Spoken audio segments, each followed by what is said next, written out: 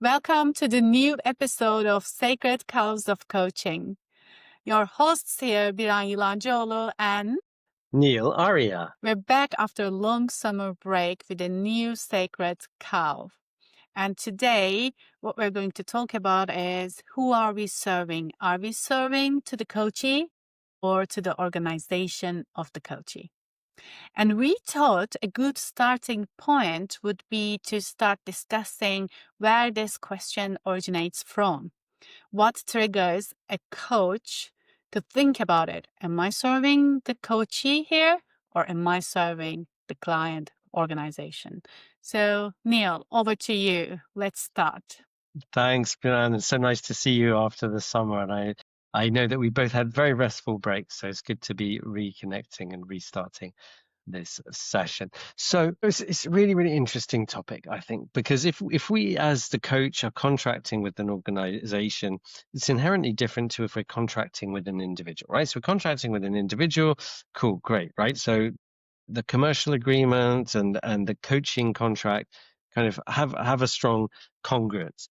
But this becomes interesting when we actually have these different players contracting with an organization. The organization wants an outcome, but the coachee also has their own needs, their own outcome, and somehow there could be a tension between the two. So where those directions are aligned, actually that's kind of a reasonably comfortable place for us as coaches, isn't it? And that could be a situation where you have a high potential organizations investing in their coaching because they want them to continue to tap into their potential. They want to have support.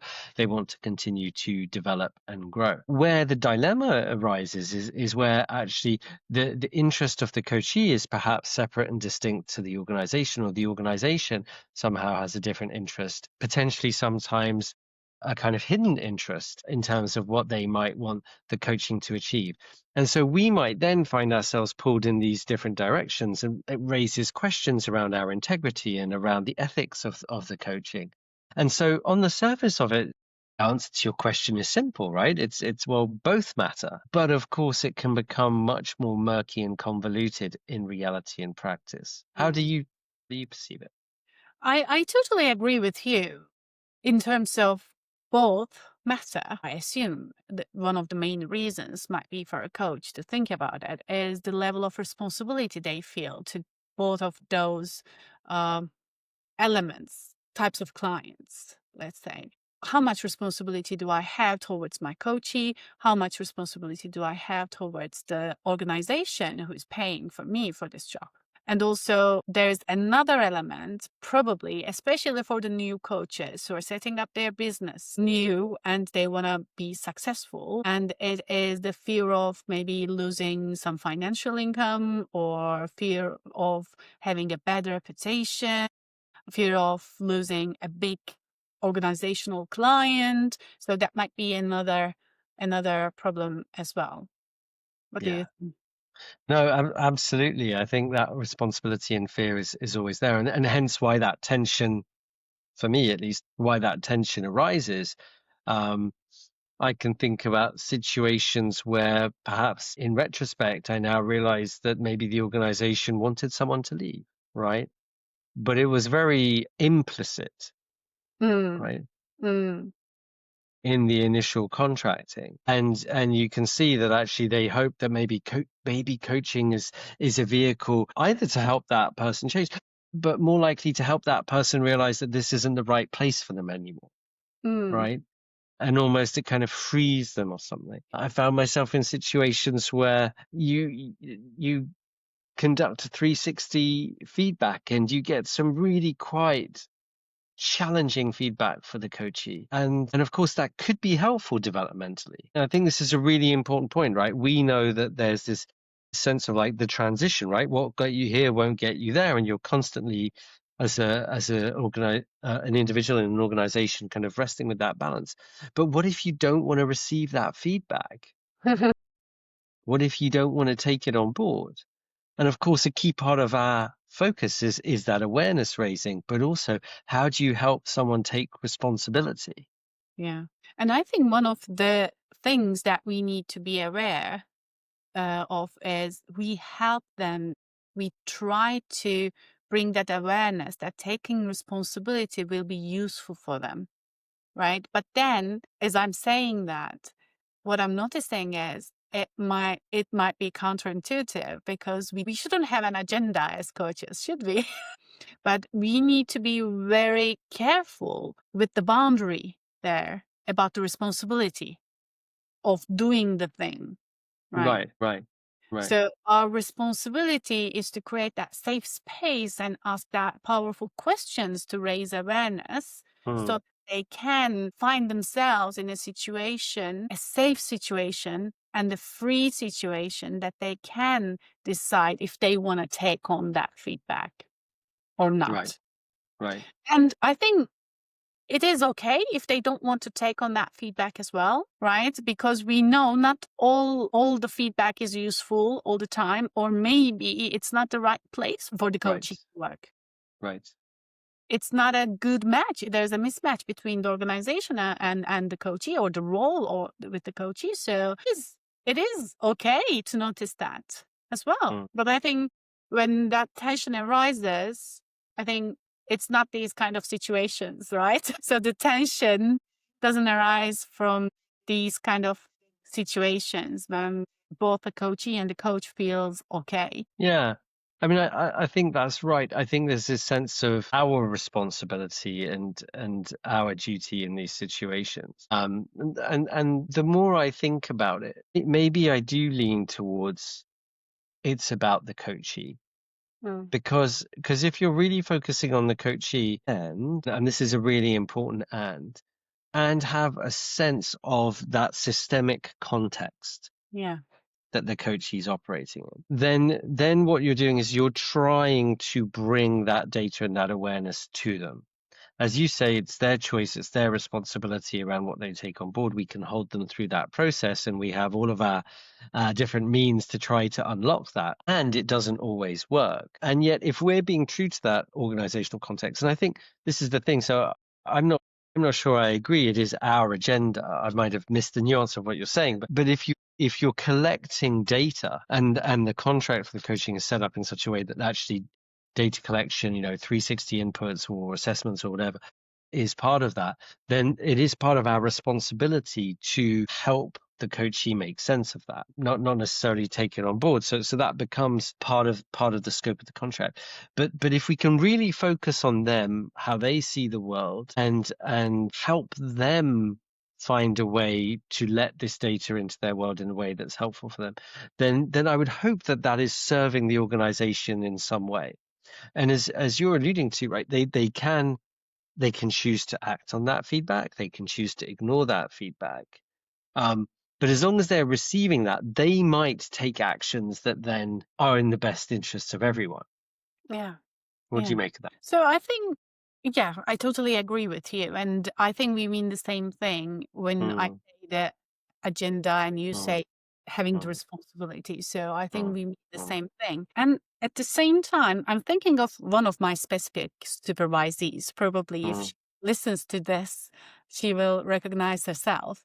But sometimes we feel, and I can definitely resonate with that thought because I felt back in time, I felt the same as well. We feel like we feel different levels of responsibility when we are in the session with the coachee, and different levels of responsibility or different types of responsibility when we are not in the session with the coachee, but interaction with the HR line manager, or mm, mm. when you're having a conversation with the HR or line manager, not specifically about the coachee, but maybe about the other projects that you might Yeah, have, the organization, you might feel responsible towards the organization there as well. So there is this yeah. clash and conflict that happens, internal conflict that happens. Yeah. And what's interesting there is that situation you're depicting is I'm almost imagining you're picturing you owning the relationship for Yeah. coaching with that organization and also perhaps coaching within that organization. So we have this blurring of the lines, don't we, Oh, yeah. in terms of our different roles, right? Me as coach practitioner, but also me as consultant, right? Yeah. And provider of these services.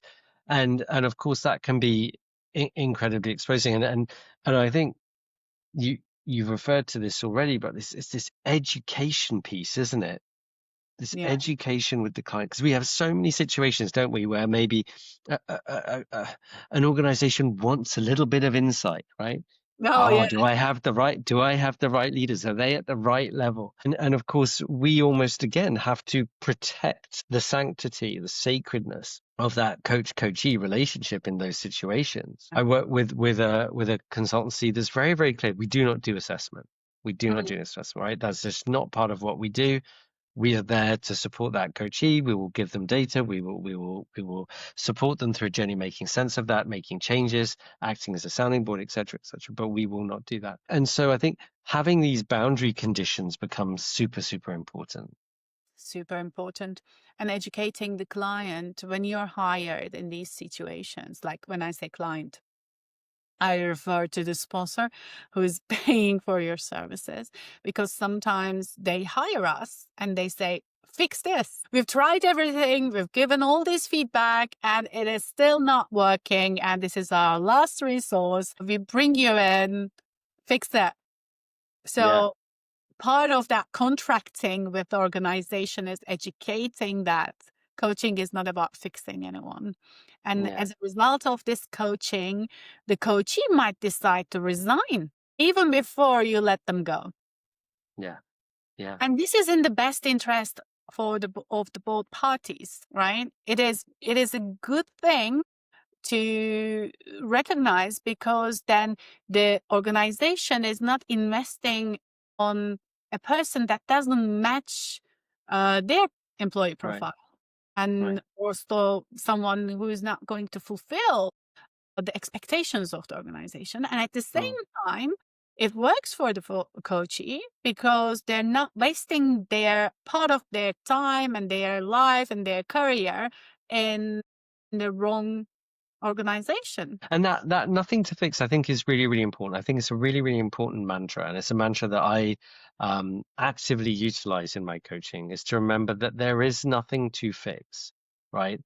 There is an individual there for you to see deeply, for you to hold, for you to bring data to, and yet they're not a problem to be Mm, fixed, right?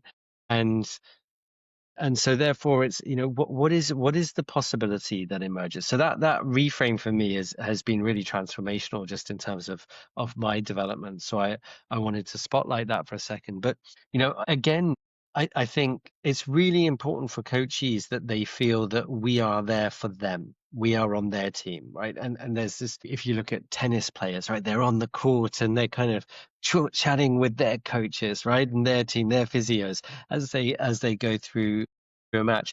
And so there's this sense that we do have to show up as being on their side, right? yeah, And it's really, really important to have that empathy. And I think that's another thing that I suppose I've learned through the years is being caught in this potential tension and feeling like, oh, is the organization going to give me more work? Make sure I just look good in the eyes of the organization. But is to remember, actually, that for me, the heart of it is really that special sacred relationship you create with the client, yeah, and trusting if you do the right thing for them in their context, which the organization is a part of, yeah, then that's going to hopefully serve both parties. yeah, yeah. And I would like to address another thing as well, because you might be, as a coach, coaching multiple employees in one organization, Yeah, right? And yes, those conversations are sacred, right? They're all confidential, and hopefully they are being vulnerable with you and true with you, so you get a real sense of what is happening in the system, in the organization. And if we start to question ourselves about, I'm just here for the coachee and all these conversations are confidential, so I can't share anything with the organization because I don't report back. But in the meantime, forget our level of responsibility to the organization, then it might feel a missed opportunity, because I think as mentioned, our responsibility is both for the coachee and the organization. And Yeah. when we're coaching multiple clients in one organization, they can be a mirror of the system, and we Mm. might start hearing similar problems throughout the system, through different divisions, and which sometimes these can be fixed Yeah. very easily Yeah. by the organization, Yeah. but maybe they're not aware of it. Yeah. So I think by keeping the confidentiality, we should be also sharing some of the things that we see in the system Mm. with our responsibility towards the organization. So there And might be Biran, people who disagrees with that, but yeah. the consultant in me also says that if we are responsible to both, there is also this element. Right. And again, I'm curious, how do you contract around that? How do you contract with your coachees in order to enable yourself to serve the organization in terms of, picking up on those parallel aspects and being able to feed them into their thinking around the organizational development? So it depends, right? So it depends how many people you're coaching, how big the organization. So the first thing I would be thinking of, if I say to my coachee that I see similar problems through different responsibilities that I have within the organization, if I'm probably maybe delivering a training in the organization as well, similar conversations might be coming up there, or I might be coaching like 50 people in the organization. So I can still keep the anonymity of the names of the coachees that I work with, right? So if I can keep the anonymity of the names of the clients and the conversations, I would just ask permission from Right. coachee, say, Right. look, this is what I've been observing. I've been coaching several people in this company, and I see some patterns developing in this organization, and there's a quick fix if we can just report it to the organization. If I just report it to the organization and get permission from them and agree in a way that they feel safe as well, how I'm going to share this information with the organization, they should be feel safe with the method. And as you're speaking, Biran, I think what becomes clear to me is it's like you're pulled in these different directions, aren't you? And you kind of oscillate between them. And yes, we have to serve both. I still believe that actually, if we look at the interests of the coaching in the context, then that's a good way to go. But of course, it's not exclusive, and the organization needs that data. And so, we come into our contracting, yeah, confidentiality. We already set caveats, don't we? Caveats around if you're potentially going to harm yourself or others, I need to break confidentiality. I have supervision, but also I might be asked for some general themes that will be aggregated to be shared with the organization. And is that okay? Yeah. um and under no circumstances am I going to assess you and feedback on you to the organization. There's this lovely healthy tension there. I find myself doing a lot of three-way contracting at the moment, and I think over the years, I found three-way contracting to be more and more of an art, right? And so in the beginning, it was like, oh, well, what do you want and what do you need? And yet, here you are, you're experiencing the interplay between a boss and their direct report, and you're seeing how they might show up. You're hearing perhaps things that may be received, may not be received. And of course, I just bring this up because I think there you are really present, aren't you, with this tension. Yeah. And it's such a great opportunity to kind of coach both. Yeah. Yeah. And also, I feel, I don't know about you, but probably that is my ego. I feel really fulfilled when I'm having those three-way contracting Right. conversations. Sometimes I feel like the employee or the coachee can't say some certain things, and we are kind of becoming their voice Right.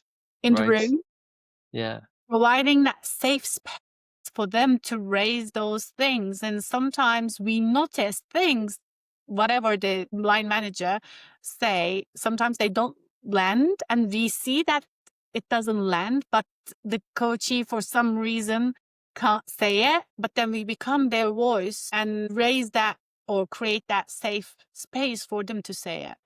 Right. I Right. feel really fulfilled in those Yeah. moments. I don't know Right. about You're you, right. but Yeah. I feel your passion. I hear your passion, and I note that it's somehow in service of the coachee, right? In those situations, and we have this skill that we can bring. I feel, which is that we can help the coachee to get better quality feedback yeah, from those line managers, right? So if it's not making sense to us, or if it's not clear enough for us to be able to action it, then we're poking at that, and then suddenly there's new data that's coming into the coachee's context, and yeah, that can be so valuable. So they feel that you're on their side, and also you're helping both the organization and the coachee themselves. But also, as I think back to some three-way conversations, I think that can also be a point where you start to realize, hmm, might there be something else the organization is seeking to achieve here when you don't get quality feedback, right? mm, And despite your prompts and your incisive questioning, somehow a manager's not able to give you that data. And then you start to say, okay, well, what's really going on here? mm, What's really going on? yeah. What do you reckon? That just made me think of maybe the manager needs coaching. No. Just Yeah, might be the thing. yeah. So yeah, I think this is a very useful conversation to look at the question here because this tension might arise from many different things for many different reasons as well, right? One of the other things I was reflecting on as I'm listening to you was the maturity of the coach and being comfortable in their skin with their skin. One of the things that we discussed in our earlier Mm, episodes. mm, What do you make of mm. that? What do you think about that, Neil? I mean, maturity, I think, is key here, isn't it? Because there's kind of a need to step out of the day-to-day pressure or responsibility you might be feeling as a coach, and you need to take that step back, right? You need to get up on the balcony, look at what's going on here across the system. One thing we haven't spoken about is whether there is this separate consultancy in the mix as well, right? Because then that just adds complexity to who we're coaching in service of. Somehow we're representing those conversations. But I think, understanding who you are as a coach, understanding what you stand for, understanding your patterns and perhaps your shadow, I suppose, in these situations becomes really fundamental. And that's why supervisors are here, right? That's how why we're here to help people work through that stuff. And of course, you know I find it really helpful to be thinking about this from the practitioner perspective as well, and for us to exchange those views and to enrich our understanding of that, which is of course part of how we mature and develop as a coach. Mm. Yeah, yeah, exactly. So I think it's a good place to stop now. I see that it has been almost 25 minutes. Maybe a question that we might leave to our audience to reflect on. Can you think of Mm. a question? Oh, where do you notice you are being pulled in Mm, different directions here? Where are you noticing you're being pulled towards a coachee and their agenda? Where are you noticing you're being pulled towards the organization, their agenda? And what is the impact that has on you? Where does that leave you? And what might be the reasons behind that, right? What are the patterns that might inform that? So small set of questions there to noodle on. Great, thank you. So let us know in the comments where do you feel like you're pulled into in which kind of situations. And thank you for listening to us. Please don't forget to share your feedback, other topics that you want us to cover in this podcast. And please like and subscribe. That is a great way of giving feedback for us. So if there's an interest, we want to continue doing this. So let us know. Thanks again. Have a wonderful day, and we're going to see you in our next episode.